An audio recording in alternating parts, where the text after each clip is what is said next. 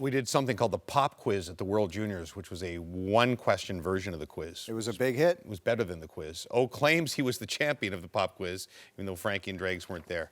The font is very small on my quiz sheet today. That's concerning. So it's going to be a problem because I'm aging. Someone's getting fired. 8 weeks from the trade deadline, who is the most intriguing candidate to fill the least most important need? A third-line center. Scott Laughton, Brock Nelson, Ryan O'Reilly, Ryan Strome, or you can go off the board. Frankie.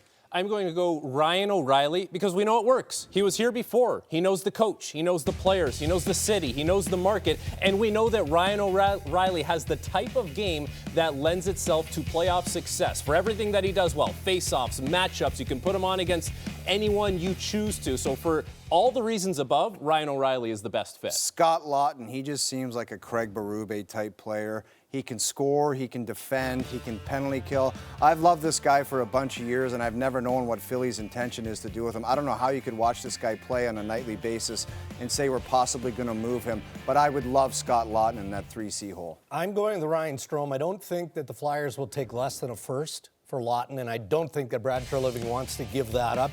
For me, Ryan Strome is intriguing because I think he'll pop in the playoffs. The question that I have with all those guys, they're all 6'1". Berube wants some size, so how about off the board? Look at Nick Bjugstad out of Utah as an example. So you're getting multiple answers now on the quiz. Quizmaster does not like that. Belief or make believe, Mitch Marner is among the top 5 scorers in the NHL and deserves to rank among the top 5 at minimum skater candidates for the Hart Trophy at mid-season. You can agree or disagree by saying belief or make-believe, Dregs. Belief. And only because we're at the mid-season point. I mean, you're going over top or above a lot of really good names and performers here. But it is about performance, and it is about the numbers.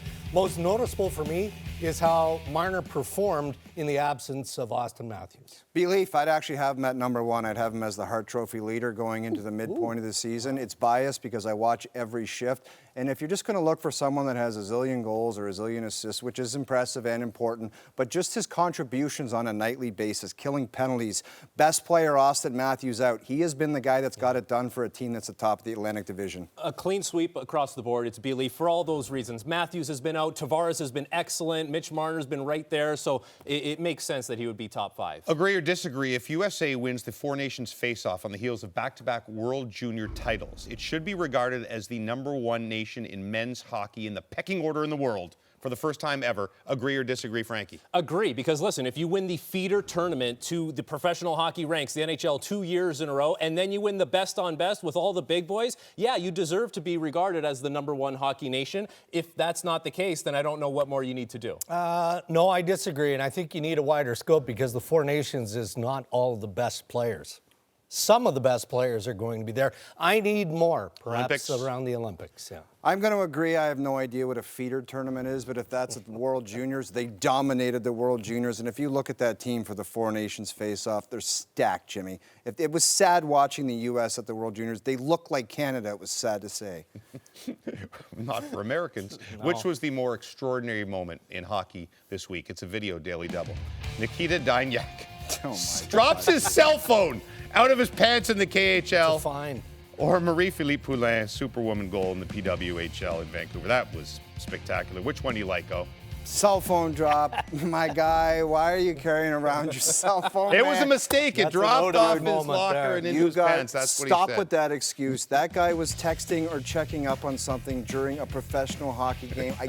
I never thought I would see this. He dropped his phone for checking in the neutral zone.